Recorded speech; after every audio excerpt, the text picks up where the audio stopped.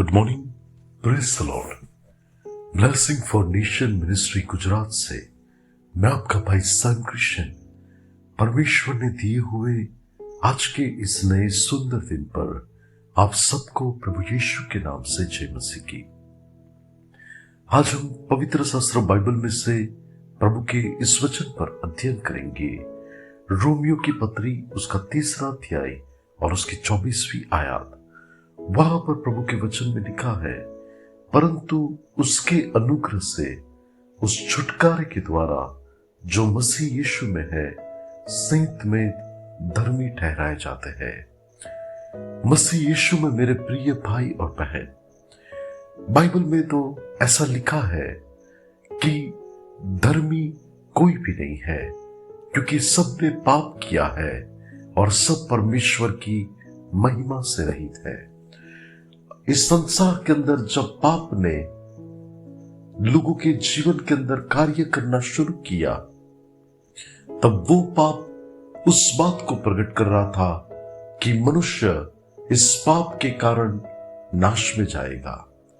वो पाप का जो डंक था वो इतना प्रबल था कि वो जिसको भी काटता था उस व्यक्ति के जीवन के अंदर ये घोषणा होती थी कि ये व्यक्ति पाप के कारण अधर्मी है। लेकिन यीशु मसीह ने क्रूस के उस बलिदान के द्वारा उस पाप के डंक को इस रीति से तोड़ दिया कि परमेश्वर ने उस मृत्यु की सामर्थ को मनुष्य के जीवन पर से खत्म करके ये घोषणा की कि तुम अभी नाश में जाने वाले व्यक्ति नहीं, लेकिन तुम अनंत जीवन प्राप्त करने वाले व्यक्ति हो। परमेश्वर के प्रिय लोग, बाइबल ऐसा हमें क्या नहीं कहती कि पाप का जो वेतन है वो तो मृत्यु है, लेकिन यीशु मसीह के द्वारा हमें जो उद्धार यानी कि पापों की क्षमा मिली है, तब हम उस बात के द्वारा आज अनंत जीवन के वारिस ठहराए जाते हैं।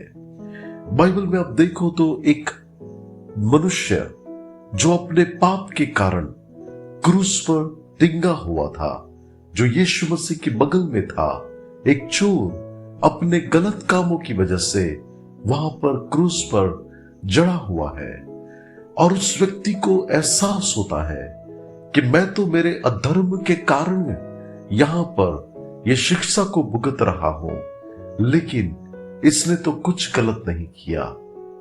लेकिन वो समझ जाता है कि मेरी मृत्यु के बाद मेरे पाप जो मुझे नाश में ले जाएंगे, उस नाश से बचाने के लिए ये परमेश्वर मेरे कारण यहां पर यह अवस्था में दुख भुगत रहा है।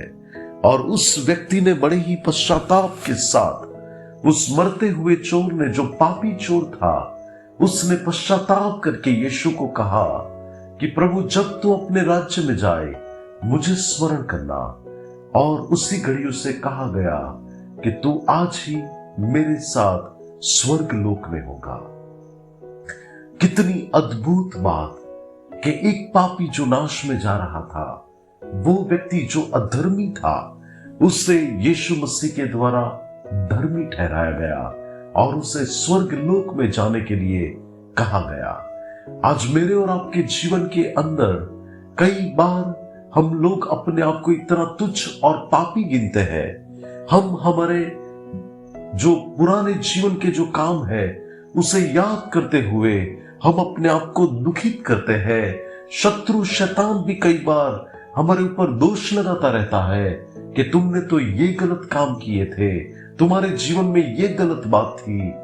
लेकिन प्रभु यीशु मसीह में हमारे सारे अपराधों को परमेश्वर ने मिटा डाला है। हमारे सारे अपराधों को परमेश्वर ने क्षमा कर दिया है। और बाइबल हमें यह कहती है, धन्य है वे मनुष्य जिसके अपराध क्षमा किए गए हैं, जिसके लिखे में परमेश्वर उस बात को नहीं लेता जो पाप उसने अपने जीवन में किए हो। आज मैं आपको ये गुड न्यूज देना चाहता हूं कि अब हम अनुग्रह की संतान है, अब हम धर्मी लोग हैं, जो परमेश्वर के राज्य में जाएंगे और मसीह यीशु में हमें जो उद्धार मिला है, हमें धर्मी ठहराया गया है, तब हमें हमारे जीवन के द्वारा परमेश्वर को महिमा देनी है। आज से आप लोग अपने आप में कभी भी ऐसा मत सोचिए कि मैं पापी हूं, लेकिन हमें तो ये कहना है कि मैं धर्मी हूं यीशु मसीह में। प्रभु आज के इस वचन के द्वारा हम सबको आशीष दे। आइए दुआ करते हैं। अनुग्रहकारी मेरे प्यारे स्वर्ग के पिता, आज के इस वचन के लिए मैं आपका धन्यवाद करता हूं। यीशु मसीह के नाम से मेरी प्रार्थना है कि प्रभु आप हमें परमेश्वर आपके हमेशा धर्म के मार्ग पर चलने के लिए सहायता करें, और प्रभु पाप और हर एक गलती से दूर रहने के लिए सहायता करें। आपने हमें धर्मी ठहराया है, तब परमेश्वर एक धर्मी होकर जीवन जीने के लिए भी अनुग्रह दीजिए। यीशु मसीह के नाम से मांगते हैं, आमीन। May God bless you. Have a blessed day. Shalom.